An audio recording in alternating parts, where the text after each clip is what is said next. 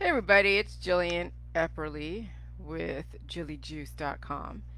And I want to put it out there for everybody that's on Jilly Juice as well as anyone that is contemplating on doing Jilly Juice. The COVID-19, as well as Jilly Juice, is, the COVID-19 and with people who are doing Jilly Juice is going to evolve you. Okay? Those evolve you relative to your predispositions. Those of you that are on Jilly Juice and you're dealing with COVID-19. Now, you may not want to admit that you've been affected or influenced or have some exposure to COVID-19 because you would think you're a pariah. Everyone's exposed to COVID. Everybody is. It's just a matter of how it's going to affect your biochemistry. Not everybody is symptomatic. Some people have very mild symptoms, some people have major symptoms. Obviously, you see in the hospitals, some people have to end up in the hospital because of COVID. So if you already deal with ovary issues, if you already deal with, I don't know, your reproductive system trying to evolve and trying to get to another level, okay, and you've been exposed to COVID, a virus, the virus is only going to enhance you. But you have to have what it takes to take on that enhancement. If you don't have what it takes, you don't have the proper chemistry to help with your evolution, then it's going to devolve you and you're going to look at the symptoms as something as bad and evil that you don't want to deal with because you don't know how long you're going to deal with it. And if you're not giving your body what it needs, you would rather just rest in peace those symptoms, which is why you go to the hospital, which is why you get medication, which is why you anesthetize yourself with pills and powders and detoxes and steroids and antibiotics and whatever. But those that are on the Jilly Juice, when you are dealing with the COVID and you're on the Jilly Juice and you have predispositions, yes, the COVID is going to accelerate the evolution process. Symptoms are evolution. And the Jilly Juice is only going to support your evolutionary process.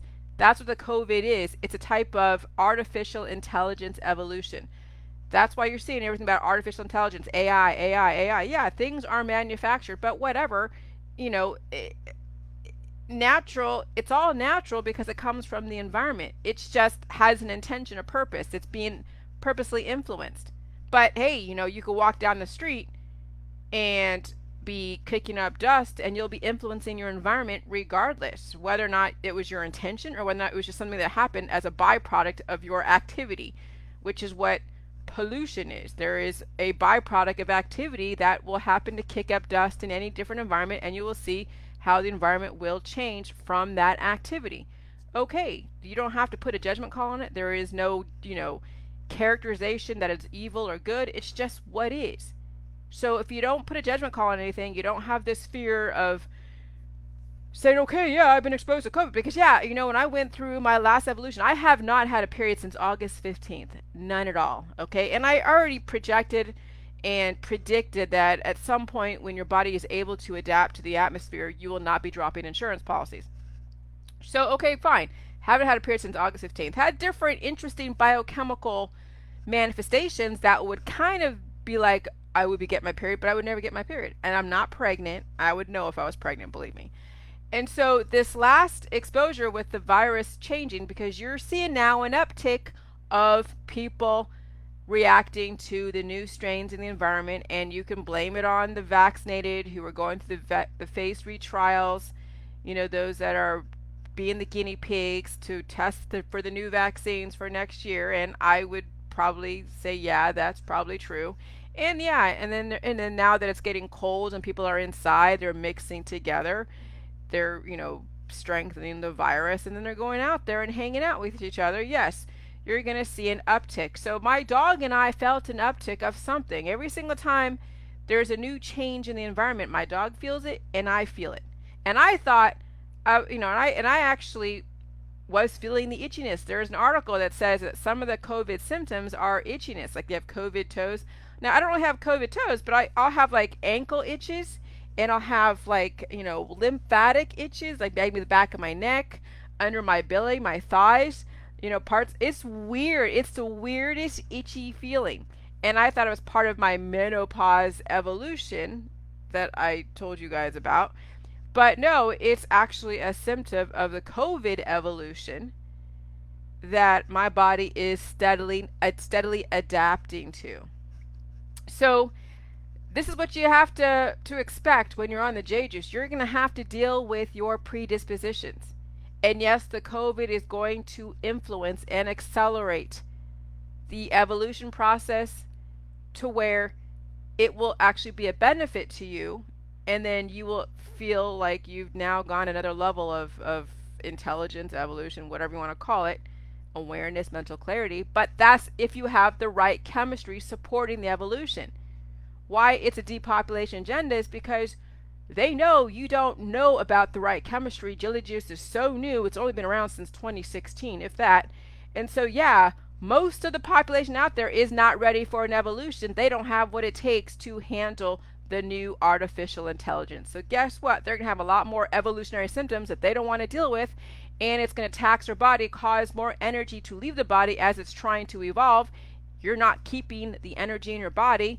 You're having basically the second law of thermodynamics, wasted energy, because your body's trying to evolve and it doesn't have what it takes, and it's not holding your body's vessel. Your vessel is not holding the energy for you to actually have a good absorption rate. And this is where the accelerated aging process happens. So yeah, you could survive different strains of the COVID, but you will see people who are not doing jelly juice age faster because the body is using so much energy to keep the vital organs going. And if you have weaknesses in your vital organs, then you might see heart attacks and strokes, and people not surviving them because they don't have enough of the nutrients. Their vessel could not hold enough nutrients to carry you through another day. And so that's why it's so important that you do J juice with all of your symptoms, because that J juice will help you evolve despite all the different evolutionary milestones, which could be a heart attack, it could be a stroke, but it won't be a cardiac arrest. You're not going to die from a stroke or a heart attack if you apply the right chemistry to your body. But you're going to have to deal with your evolution. You're going to have to deal with fixing and regenerating and addressing your weaknesses. That's just a given. That's why you guys are where you are, because you keep applying the wrong chemistry. Oh my God, I had a heart attack. So then you go and get, all these different procedures, stents, and you're taking heart medication, and you're doing all these things to like not trigger the system to try to evolve. And so then instead of you evolving, you are now devolving, and you're seeing a steady aging process that will accelerate down the road.